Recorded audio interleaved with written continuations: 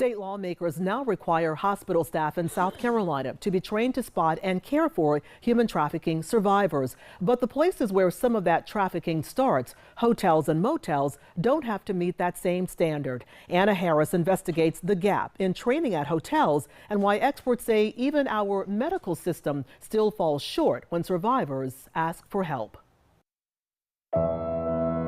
Those who come in contact with South Carolina human trafficking survivors on a regular basis say two of the top places survivors end up are hotels and hospitals, either while they're in the middle of the crime or to seek help. And just as of last month, all hospital staff are now required to take human trafficking training. And moving forward, all medical personnel must take a 1-hour virtual training course every 6 years.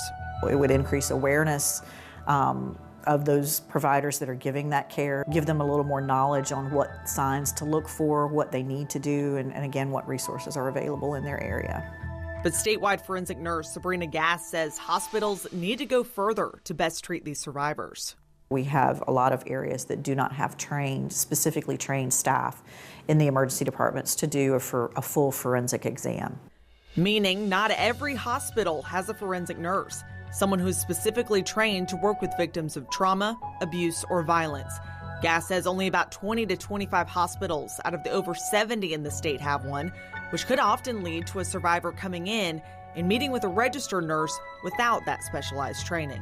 So it's not a purposeful exam. So they're just following the dots on the list for evidence collection. It's traumatizing for the victim. It's traumatizing for that nurse as well, especially if the nurse is doesn't have that extra education.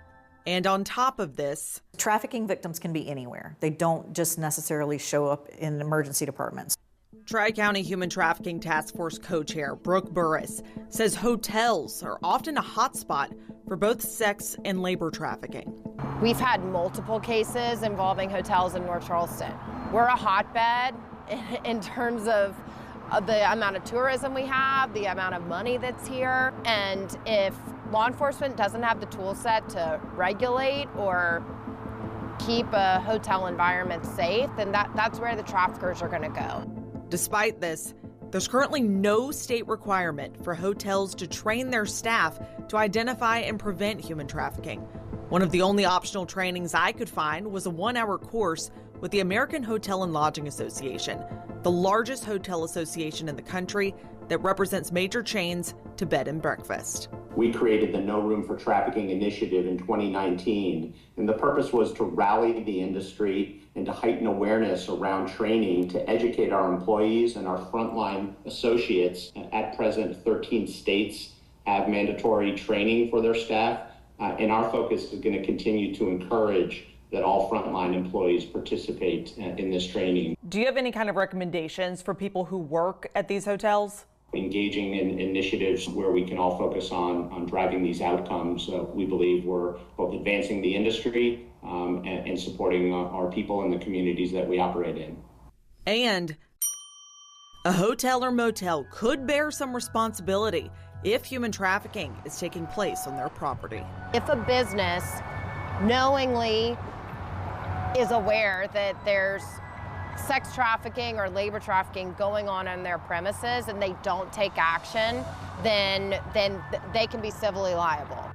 And if someone leaves that hotel or motel and seeks medical care, Gass wants to make sure they are seen by the most qualified person possible. We would love to see forensic nurses at every facility. So eventually, any survivor who comes in contact with these places can feel a little safer, and its staff can prevent something before it even happens. For Live 5 Investigates, I'm Anna Harris.